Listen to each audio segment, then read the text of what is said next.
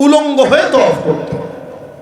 এরা বলতো কি, যেই কাপড় পরিধান করে গুনাহ করি, এই কাপড় পরিধান করে তো গুনাহ, তওয়াফ করা যায় না, কাপড় খুলে ফেল। এই যুক্তি দিয়ে কাপড় খুলতো, বাস সবাই এক ড্রেসে তওয়াফ করতেছে, উলঙ্গ, শরীরে কোনো কাপড় নাই। কতটা মূর্খ জাহেল! অথচ বলা দরকার ছিল যে অঙ্গ দিয়ে গুনাহ করি, এই অঙ্গটা কাট, তারপরে তওয়াফ কর। গুনাহ তো মানুষ কাপড় দিয়া করে না, অঙ্গ দিয়া করে। এরকম জাহেল, কিন্তু তাদের একটা আশার বাণী ছিল। আশার বাণীটা হলো, একদিন না একদিন আল্লাহর হাবিব সাল্লাল্লাহু আলাইহি সাল্লাম আসবে, আসলে ইসলামের আলো যখন চলে আসবে তো মানুষ শান্তির পথ পেয়ে যাবে। কিন্তু বলেন তো, এই জামানায় কি আর নবী আসার সম্ভাবনা আছে? তাহলে আমাদের অবস্থা কি? আমাদের অবস্থা তো এর চাইতেও খারাপ। এমন জামানায় আমরা আছি, যেই জামানায় বন্ধু বন্ধুকে জবাই করে গোস্ত খেয়ে হাড্ডি জঙ্গলে ফেলে দেয়। যেই জামানায় বাবার লাশটাকে টুকরা টুকরা করে নদীতে ভাসিয়ে দেয়। এই জামানা তো জাহিলি জামানাতেও ছিল না, যেটা বর্তমানে চলতেছে। সুতরাং এই কাজ জাহিলি জামানার কাজকেও হার বানিয়ে দিয়েছে। জাহিলি মানুষ, এরা আর কি জাহেল ছিল? আমরা শিক্ষিত শয়তান, ওরা ছিল মূর্খ শয়তান, আর আমরা শিক্ষিত শয়তান। এটা বাস্তবতা বর্তমান। তখনকার জামানায় নবী করিম সাল্লাল্লাহু আলাইহি সাল্লাম শান্তি প্রতিষ্ঠায় ঈমানের দাওয়াত গোটা বিশ্বে দিয়েছেন। এই জন্য নবীর শান্তি প্রতিষ্ঠার সর্বপ্রথম ভূমিকা ছিল এটা। এই ইয়া আইয়ুহান নাস কুলু লা ইলাহা ইল্লাল্লাহ তুফলিহু। হে মানুষেরা, তোমরা এক বাক্যে বলো, লা ইলাহা ইল্লাল্লাহ মুহাম্মাদুর রাসূলুল্লাহ। আপনারা তো সবাই পারেন, পড়ছি আমিও, আপনারাও।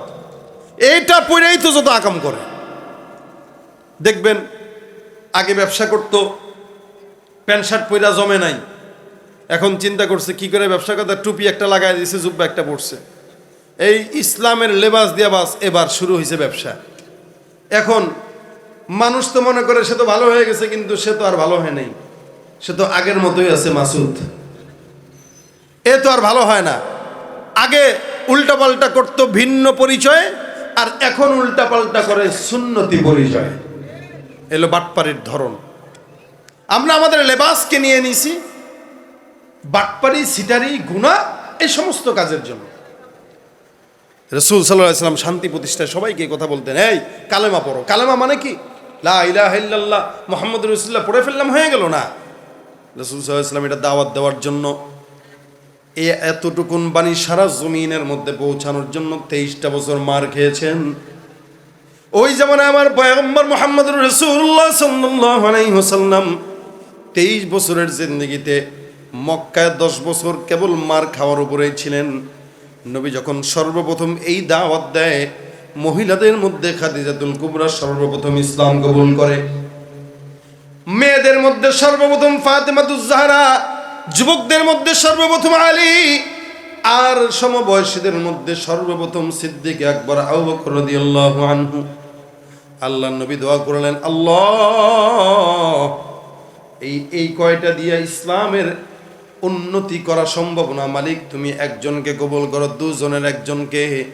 নবী রাত্রিবেলা হাত উঠায় বলে, আল্লাহুম্মা আইজ্জাল ইসলাম বি আহাব্বাইনি হাদাইনির রাজুলাইন বিউমর ইবনুল খাত্তাব আও জাহল ইবনে হিশাম।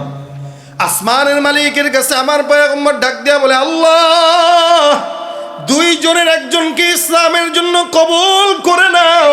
রব্বুল আলামিনকে ডাক দেয়া বলে, আল্লাহ একদিকে ওমর, আরেকদিকে আবু বকর, একদিকে আবু জাহেল, দুইজনের একজন যদি ইসলাম কবুল করে, আমি বিশ্বাস করি এদের মাধ্যমে ইসলামের আলোটা গোটা বিশ্বের মধ্যে আল্লাহ পাক ছড়ায় দিয়ে দিবে।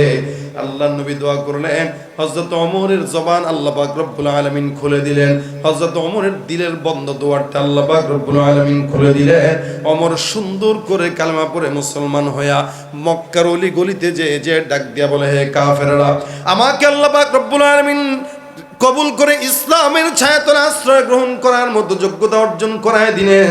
সুতরাং এখন থেকে আমি মুসলমান। তোমাদের মক্কাবাসীর কারো যদি আমার বিরুদ্ধে জিহাদ করতে মন চায়, কাউকে যদি কারো নিজেদের ঘরের বিবিদেরকে বিধবা বানাইতে মন চায়, কারো যদি নিজের সন্তানদেরকে এতিম বানাইতে মন চায়, আমি ওমরের বিরুদ্ধে আসো, একটা মানুষ যদি পারো আসো, আল্লাহর নবীর জন্য আমি ওমরের তরবারি নাঙ্গা হয়ে গেল। যে ব্যক্তি নবীর ইসলামের বিরুদ্ধে কথা বলবে গর্দান এখন থেকে দুখণ্ডিত করার দায়িত্ব ওমরের। সুবহানাল্লাহ। হযরত ওমর ইচ্ছা মতো এবার থ্রেট দেওয়া শুরু করছেন। ওমর হয়ে গেলেন মুসলমান, তো খোলামেলা মোটামুটি কিছুটা ইসলামের বাণী পৌঁছানো শুরু হইল। আল্লাহ পাক আবার বলেন, কুল ইয়া আহলাল কিতাবি তাআলাউ ইলা কালিমাতিন সাওয়াইন বাইনানা ওয়া বাইনাকুম আল্লা না'বুদা ইল্লাল্লাহ ওয়া লা নুশরিকা বিহি শাইআ ওয়া লা ইয়াত্তাখিযা বা'দুনা বা'দান আরবাবাম মিন দুনিল্লাহ। আল্লাহ পাক পয়গম্বরকে ডাক দিয়া বলেন, সবাইকে বলেন এই কথার উপর ঐক্যমত হতে। ইহুদিরাও হবে, নাসরারাও হবে, বৌদ্ধরাও হবে, খ্রিস্টানরাও হবে, সব মুশরিকরা এক কথার উপরে অটল থাকবে। তাআলাও আসো ইলা কালিমাতিন সাওয়াইন বাইনানা ওয়া বাইনাকুম, একটা বিষয় আমরা তোমরা সবাই এক সমান হয়ে যাই। আল্লাহ না'বুদা ইল্লাল্লাহ, এক নাম্বার আল্লাহ ছাড়া কারো ইবাদত করা যাবে। রাসূল এই কথা সর্বপ্রথম দাওয়াত দিলেন শান্তি প্রতিষ্ঠায়। রাসূল সাল্লাল্লাহু আলাইহি ওয়াসাল্লাম সবচাইতে বড় ভূমিকা যেটা ছিল কি, কালেমার উপরে ঈমান আনতে মানুষকে দাওয়াত দেওয়া। এই কালেমাটা সহজ বিষয় নয়, এটা কঠিন বিষয়। খালি পাঠ করলেন আর মুসলমান হয়ে গেলেন, বিষয়টা এমন না। কালেমা পাঠ করা মানে সুদ খাওয়া যাবে না, কালেমা পাঠ করা মানে ঘুষ খাওয়া যাবে না, কালেমা পাঠ করা মানে মিথ্যা বলা যাবে না, কালেমা পাঠ করা মানে জেনা করা যাবে না, কালেমা পাঠ করা মানে দুর্নীতি করা যাবে না, কালেমা পাঠ করা মানে ইসলামের বাইরে এক চুল পরিমাণ আগানো যাবে না। কথা বলে না? কালেমা মানে কালেমা পড়ছেন আর যা মন চা আকাম করবেন, আবার পড়বেন, আবার আকাম করবেন, আবার পড়বেন, তাই না।